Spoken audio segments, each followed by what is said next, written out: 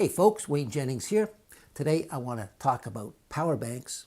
Now, if you're like me, you probably have various power banks kicking around. I've got all sizes. I got a small capacity and a larger capacity. This one has a plug. It can plug into an outlet and charge directly. And I got these solar bank ones. These use the energy of the sun to charge. They're really useful when I'm out camping. But recently, I came across this new style. This is what they call a pass-through power bank, made by a company called Ivycable. Now, just to be upfront, I didn't pay for this. The folks at Ivycable sent it to me to evaluate and review. They're not paying me to do this review. They're not telling me what to say. All the opinions are mine. But it is a interesting looking power bank. It's what they call a pass-through power bank. And as you see, it comes apart. It's magnetic. It's basically a cable with the batteries in the middle. And the reason it's called pass-through is because you can plug this end, say, into a wall outlet to charge the device. But as it's charging, in the other end, you can plug in your phone or your tablet and charge it while this is charging, hence the name pass-through power bank. The Ivycable P6 is a pass-through charging power bank and a fast-charging magnetic cable featuring a battery capacity of 3,000 milliamp hours and a power output of up to 60 watts. It has a USB Type-C input, and it features dual outputs, USB-C and Apple Lightning. It weighs in at 115 grams, that's just 4 ounces, and it has a cable length of 82 centimeters, that's 32 inches.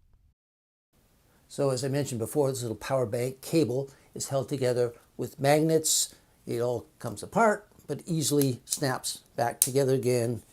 Even these cables have little magnets to stick together, so it all stays as one little unit when you're putting it in your pocket. And like any power bank, to charge it, you take one end, and it's clearly marked here, input. The other end says output, because they do look similar, so it's easy. You don't want to mix them up. So just take the input and plug it into a USB outlet. I happen to have a power bar down here, but it's got the older USB-A connections on there. This is USB-C, so you got to make sure you either have an adapter or you have the right outlet. Now, I'm using this little power block, which has USB-C on the bottom. Now, this came with a phone I had purchased a while ago. This power bank by Ivycable does not come with a power block. That's kind of a shame. You would think they would include something like this. So I happen to have one, so I'm in luck here. Anyways, just plug it in and then plug it into an outlet, and it will begin charging. And when you first plug it in, this LED flashes red to indicate that it's starting to charge. And after a little while, it turns blue, and it flashes blue for a while. Once it's fully charged, it becomes solid blue. Now, while the power bank is charging, I can actually take the output end and plug it into a device and charge it as well. This cable happens to have a USB-C connection. It also has a little adapter on the end for Apple Lightning, which is perfect because my older iPhone 12 uses the Apple Lightning connection. So just plug that in. Now my phone is charging at the same time the power bank is charging.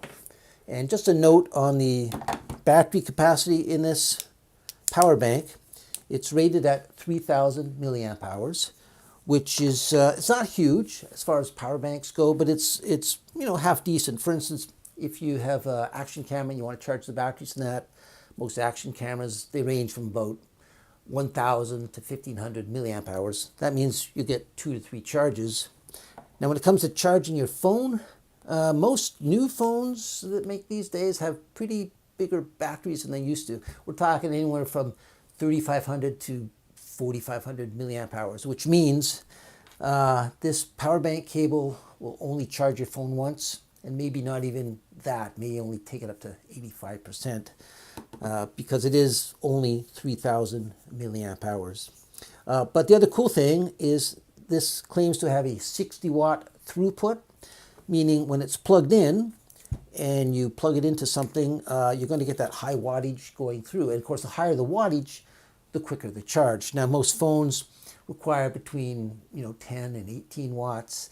Something like a laptop would be a lot higher, 50 to 100 watts, and a tablet maybe in between there, 30 watts. So you're getting that throughput power on here when it's plugged in to an outlet.